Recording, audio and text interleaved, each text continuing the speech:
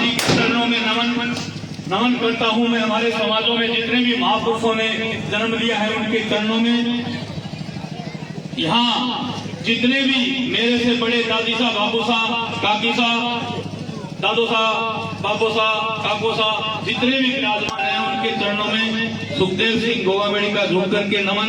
हम सब पर हम उम्र साथियों को, मेरी बहनों को और भाइयों को जय श्री राम, जय माता दी। अभी मेरे से पूर्व वक्ताओं ने आपको हमारे समाज में जो कुरीतियां फैली हुई है उनके बारे में बताया। तो बात करते हैं दहेज से। दहेज प्रथा, दहेज देने वाला राजपूत, लेने वाला राजपूत, दहेज देने वाला राजपूत, लेने वाला राजपूत। मेरा तो इसमें एक कहना है कि जो सक्षम है, जिनके पास संसाधन है, वो अपनी बेटी को देते हैं। आज आप लोग और ये सरकारें जो बहरी गुंगी सरकारें हैं ना, तो लोकतंत्र प्रजातंत्र की बात करती है, कहती है हमने राजतंत्र खत्म कर दिया। वो सरकारें क्या कहती हैं कि जितना इस प्रॉपर्टी के अंदर बेटे का हक है इतना ही बेटी का है। तो सक्षम है जो दहेज देते हैं। मेरे समाज के जो मध्यम वर्ग के लोग हैं, जो बहन बेटियों की शादी में दहेज नहीं दे सकते, ये उनके लिए बोल रहा हूं कि आप अपने से बड़े को देख करके जमीन, मकान, प्लॉट गिरवी रख करके ब्याज पर पैसे उठा करके दहेज मत दो। वो सक्षम है, उनके पास है, वो देंगे, लेंगे। पर हम हमारी जमीनों का सौदा करके, हमारी प्लॉट का सौदा करके, हम हमारी मकान का सौदा करके दहेज ना दे। इसमें मैं मेरी बहनों से कहना चाहूंगा कि मैं मेरे को उदाहरण देता हूं। हम हमारे घर के अंदर 3 हैं, 2 भाई 1 बहन, 2 भाई और 1 बहन है। तो मैं मेरी बहनों से कहना चाहता हूं इस उदाहरण को अपने अंदर उतार लें, अगर सही लगे तो। मैं मेरी बहनों से कहना चाहता हूं, तो मैं कहना चाहूंगा कि ये दहेज प्रथा है, इसको बंद कोई लंदन या इंग्लैंड से आदेश करने के लिए नहीं आएगा। हमारे दादो साहब, बाबू साहब विराजमान है दाजम पर, हमारी दादी साहब, बाबू साहब विराजमान है दाजम पर। हमें काम वाइज खुद ही बैठ करके निर्णय करने पड़ेंगे, क्योंकि ये लोकतंत्र प्रजातंत्र कभी हमें एक नहीं होने देगा। ये सरकारें है ना, ये कभी एक नहीं होने लगी। ये तो फूट डालो राज करो, फूट डालो राज करो नीति है इनकी। इसीलिए तो सुखदेव सिंह गोगाबेड़ी पूरे भारत में एक नारा लगवाता है।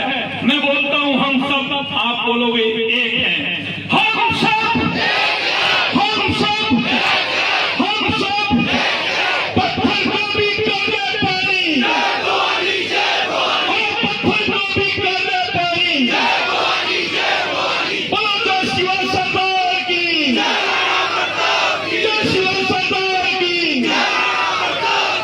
बोलो काली माता की। तो मेरे देश के होनहार युवा, नौजवान साथियों, अभी बात बलि पर चल रही थी। हाँ, बलि देना लोकतंत्र प्रजातंत्र में बहुत ही नीचा काम है, बहुत ही घटिया काम है। पशु वध करना बहुत ही घटिया काम है लोकतंत्र प्रजातंत्र में।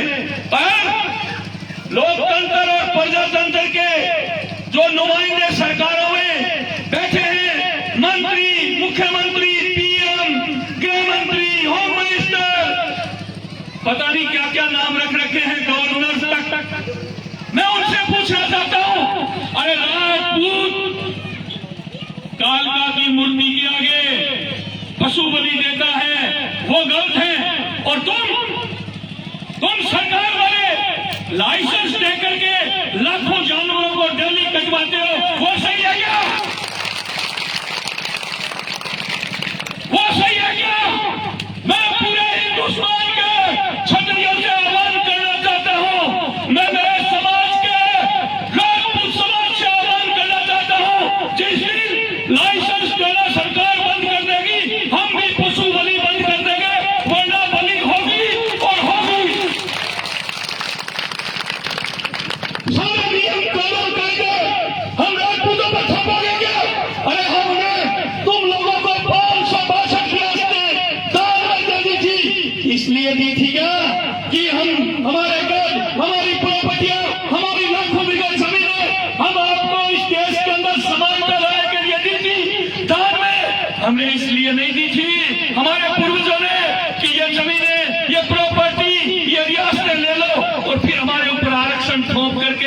हमें चक्की के पात में डाल करके पीस के मार देना, ये कहाँ का न्याय है?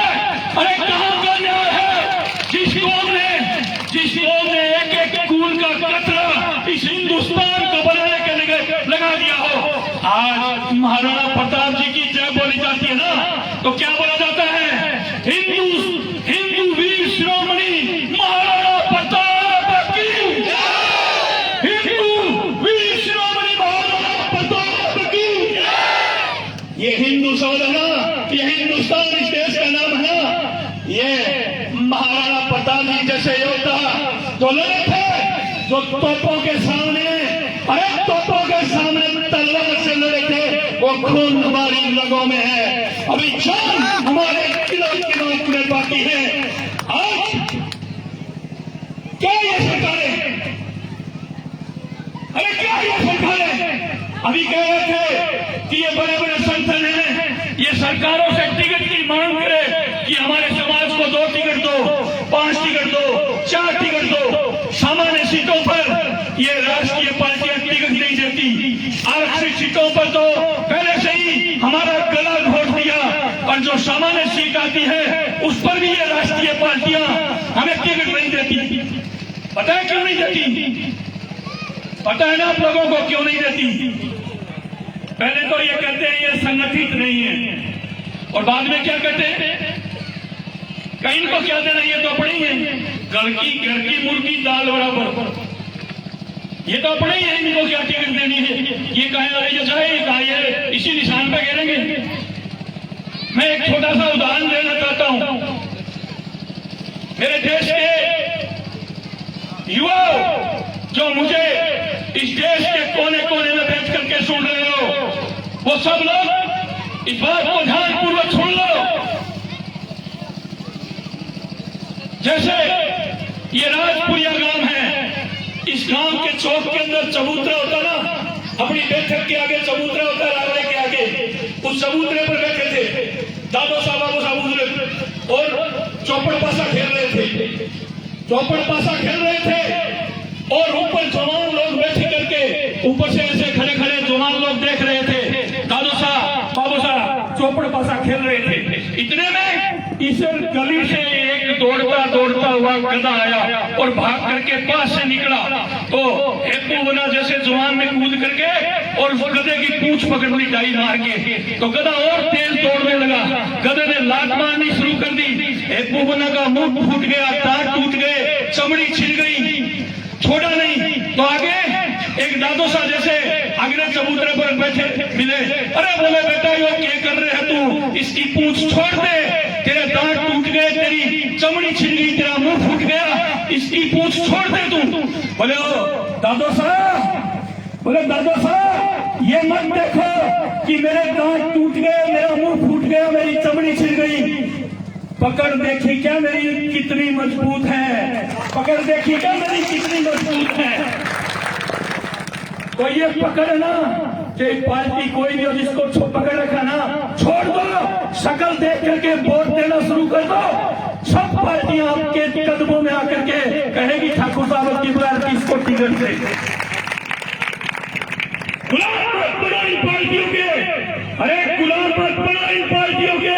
ये लोग जीत करके एक रात में पलटी मार करके 35-35 करोड़ रुपए दे करके रातों रात बिक जाते हैं।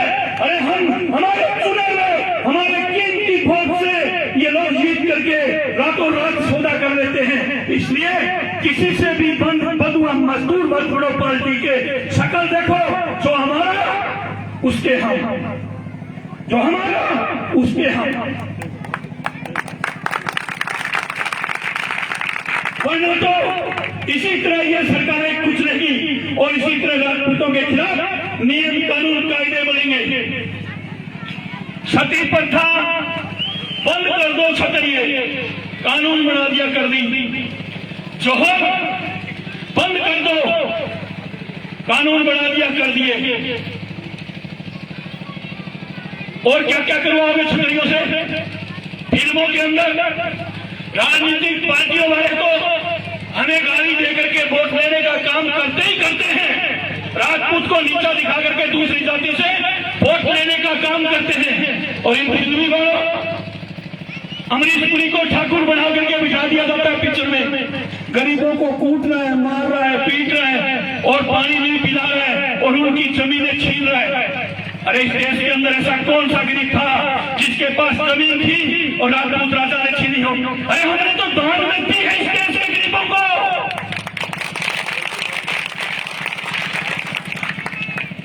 हमारे पूर्वजों ने तो दान में इस देश के हर गरीब को जमीन दी है कि देश के अंदर समानता आ जाए। और फिल्मों में अमरीश पुरी से ये रोल करवाए जाते हैं और भंवर के राजकुमार के जैसे हमारे राव साहब हैं, ऐसे हमारे जो राव साहब हैं जिनको जनता पूछती है, जिनको जनता मानती है, उनका क्या रोल दिखाते हैं फिल्मों में? एक ओपन जीप ले ली, ओपन जीप में 2-4 लोग बैठ गए, 2-4 लठ डाल दिए, 1-2 हथियार डाल दिया और कंवर साहब भंवर साहब राव साहब का रोल करता है गुलशन ग्रोवर, शक्ति कपूर, राजा महाराज, प्रेम चोपड़ा। और उनका काम क्या होता है? ओपन जीप में बैठ गए, 2-4 मस्टंडे और बिठा लिए, 1-2 हथियार ले लिया, 1-2 ब्रेस्ट डाल दिए, आंकी ले ली और कॉलेज यूनिवर्सिटी में जाकर के वहां बहन बेटियों की इज्जत ताक करते हुए दिखाया जाता है। अरे क्या क्षत्रियों का ये इतिहास था क्या ये क्षत्रियों का इतिहास? अरे क्षत्रिय तो वो हुए हैं जो मंदिर को, गाय को, बहन बेटी को बचाने के लिए हजारों गजरे कटवाई और लाखों गुजर मौली की सुरक्षा दी। पर इन फिल्मी भांडों ने सत्यानाश कर दिया समाज का, क्षत्रियों का, राजपुताने का। हम लोगों ने कहा इन फिल्मी भांडों को ये बहुत हो गया, अब पानी नाक के बराबर आ गए हैं, सिर के ऊपर से नहीं बहने देंगे, सिर के ऊपर से नहीं बहने देंगे। और इन फिल्मी भांडों को मुंह तोड़ जवाब दिया। जयपुर के अंदर देखा होगा हमारे भाई टिंकू ने, जो मिंदा गांव से आता है, बंसाली के एक चाटा चढ़ा था, राजपूती एक चाटा पड़ा, एक थप्पड़, कपड़े नहीं, रात को कूदता है। अरे करनी से ना आदि करनी से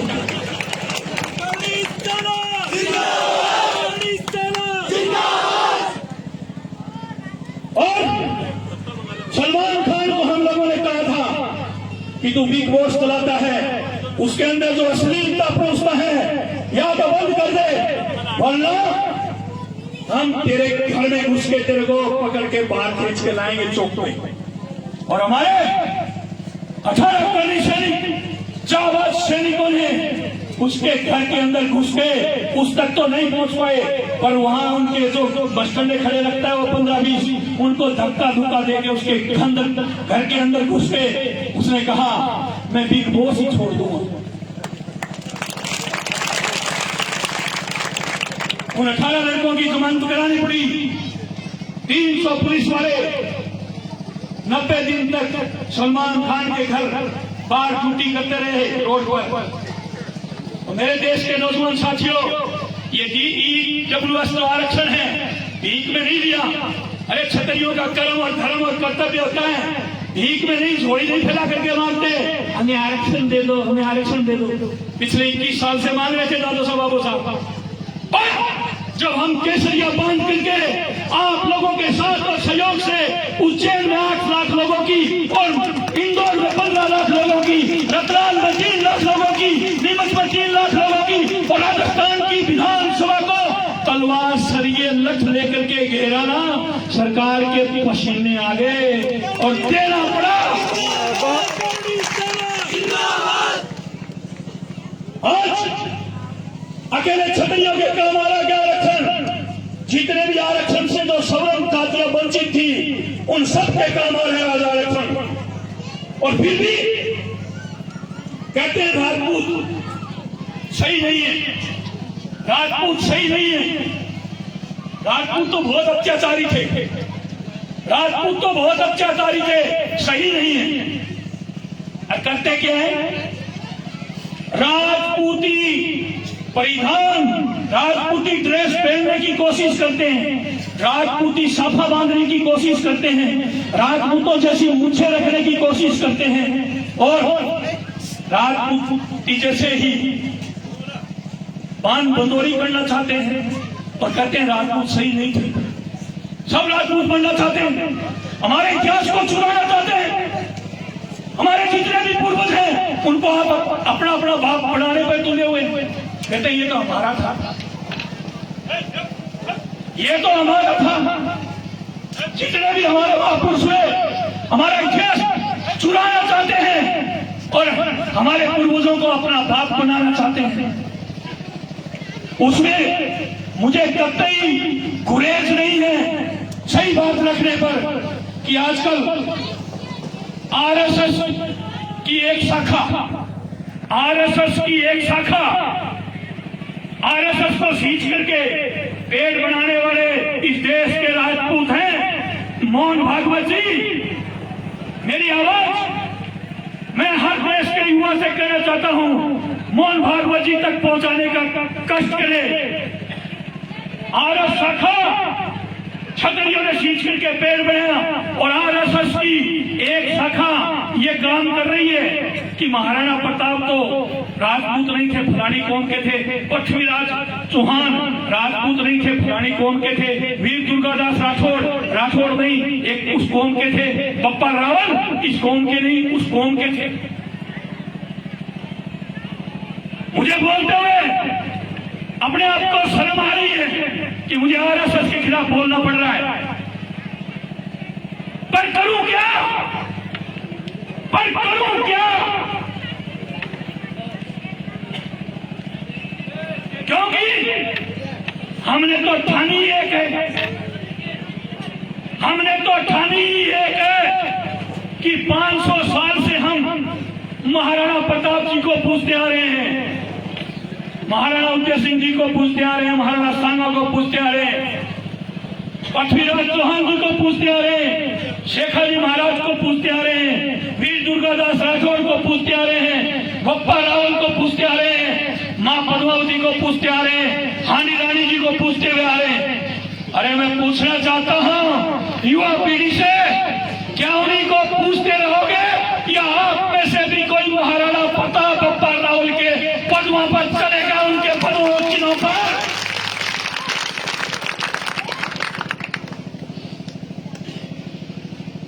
आज महिला शिक्षा की बात हर मंच से होती है और मैं भी कर रहा हूं। मेरी बहनें पढ़े लिखे खूब आगे बढ़े, मेरी बहनें IAS IPS बने, मेरी बहनें MP विधायक जिला परिषद मेंबर ब्लॉक मेंबर सरपंच बने। मैं भी चाहता हूं, पर मैं मेरी समाज की मेरी काकी सा, भाभू सा, दादी सा और बहनों से आपका समाज का होने के नाते हाथ जोड़ करके एक अर्ज करना चाहता हूं कि मेरे समाज की छतराइयों, मेरे समाज की जनाना सर लगाओ। जब भी घर की दहलीज से बाहर कदम रखो तो राजपूती संस्कार कभी मत भूलना।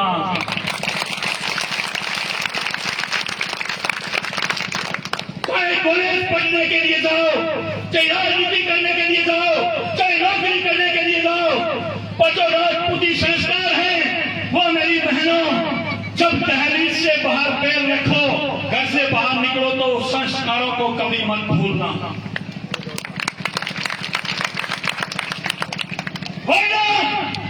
लज्जित हो जाएगी छतरिया, लज्जित हो जाएगा ये क्षत्रिय कौन, लज्जित हो जाएगा राजपूताना। अरे आज हम हमारी छतरानियों पर क्यों गर्व करते हैं? क्यों हम हमारी मूंछों को ऊंचा करके सर उठा करके चलते हैं? इसलिए चलते हैं कि अलाउद्दीन जैसे खिलजी जैसे दरिंदों को मर्द शरीर को भी उंगली नहीं लगाई थी, इसलिए अग्नि कुंड को चुन लिया था हमारी माताओं ने। माता पद्मावती के सम्मान में राजपूत मैदान में, माता पद्मावती के सम्मान में राजपूत मैदान में, मां पद्मावती के सम्मान में राजपूत मैदान में। इसलिए आज हम गर्व से सर उठा करके चलते हैं। जब युद्ध करने के लिए राजा जी जा रहे थे, तब हानि रानी को पता चला कि राजा साहब तेरे प्यार में मोह भंग हो रहा है।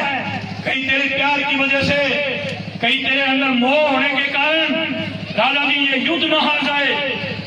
अरे मुझे गर्व होता है, मैं उस छत्राणी की कोख से जन्म लिया है जिसने अपना सर कलम करके राजा को सेनानी के रूप में दे दिया कि ये लो जीत के आना है। वो छत्राणियां आज यहां विराजमान है। नमन करता हूं मैं कि आप लोगों ने इस क्षत्रियतों की, इस हिंदुस्तान के हिंदुओं की मूंछें ऊंची रखी। सुखदेव सिंह को मेरी झुक करके प्रणाम करता है। तो मेरे देश के होनहार युवा, टाइम बहुत ज्यादा हो चुका है। आज सब लोगों ने आपको बताया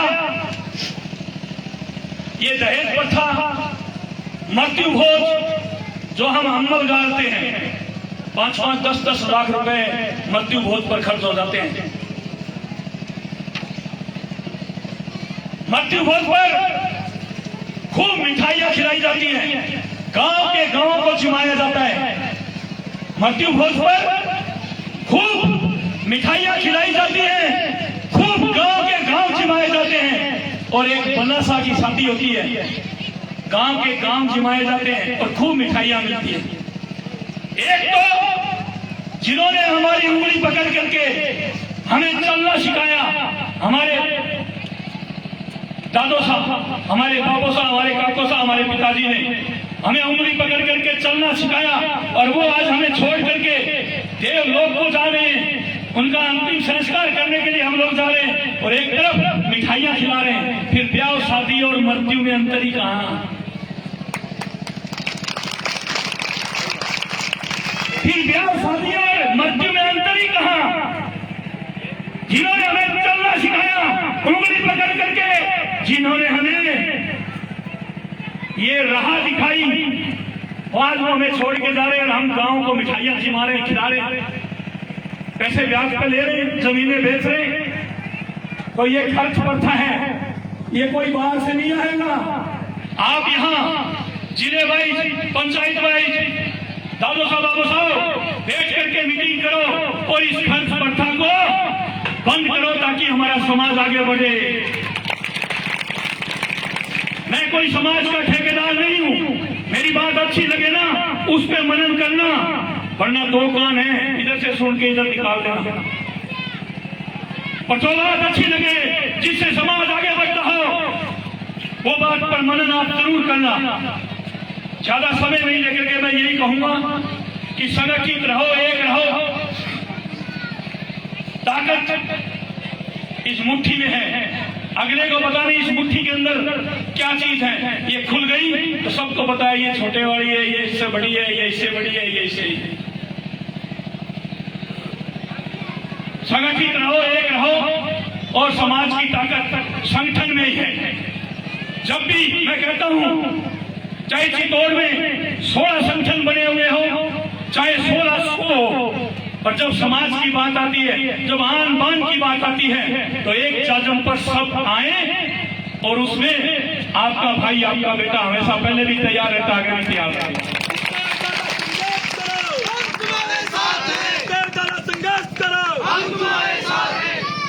पत्थर को भी कर दे पानी, पत्थर को भी कर दे पानी।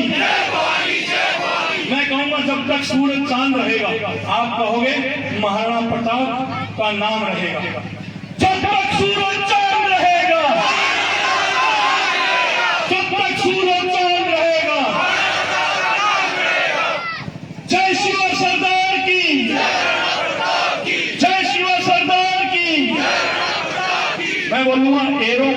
केरों का, आप बोलोगे राजपूताना शेरों का।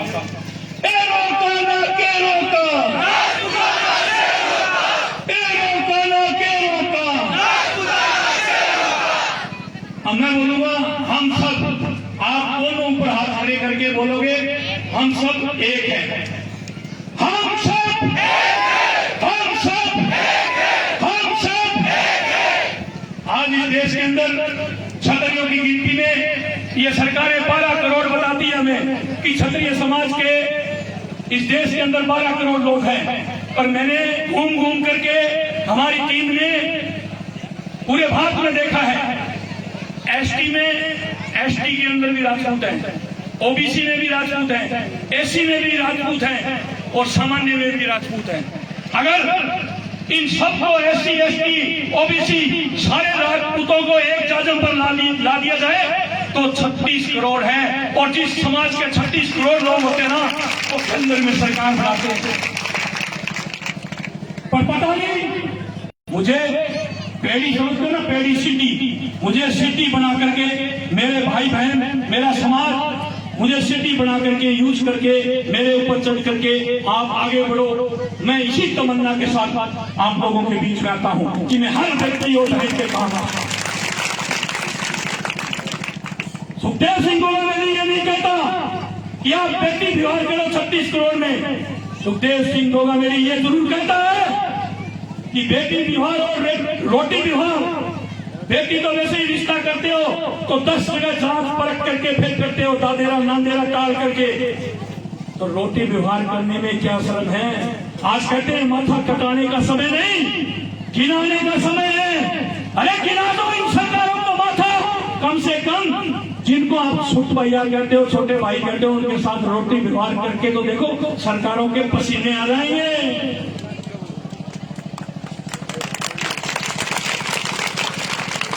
सरकारों के पसीने आ जाएंगे। 36 करोड़ क्षत्रिय एक जाजम पर आ गए। मेरे देश के नौजवान साथियों, बोलो महाराणा प्रताप जी की, बोलो महाराणा प्रताप जी की, बोलो एकलव्य नाथ की, बोलो एकलव्य नाथ की, बोलो चार भुजा नाथ की। अभी खुशबू सिंह जी यहाँ हमारे बीच में विराजमान है। एक छोटे से गांव से छोटा सा आपका भाई, आपका बेटा, आप लोगों के बीच में स्वाभिमान अमर रहे, राजपूताना अमर रहे, हमारा स्वाभिमान अमर रहे, हमारा पीछा लेकर के आया है। उस फिल्म का हर हिंदुस्तानी देखे और हम हर कौम को पता चले कि क्षत्रियों ने कभी अपने लिए युद्ध नहीं लड़े, मंदिरों के लिए, गायों के लिए, बहन बेटियों के लिए, इस देश की प्रजा को बचाने के लिए माथे कटवाए और काटे हैं। अपने खुद के लिए क्षत्रिय पहले भी नहीं लड़े और आगे भी नहीं लड़े। हम राष्ट्रवाद के सर्वोपरि मानते हुए आगे बढ़ते हैं और आगे बढ़ते रहेंगे। ये खुशबू सिंह जी आपके बीच में है। एक छोटे से गांव से निकल करके इन्होंने हुक्म फरारो विमोचन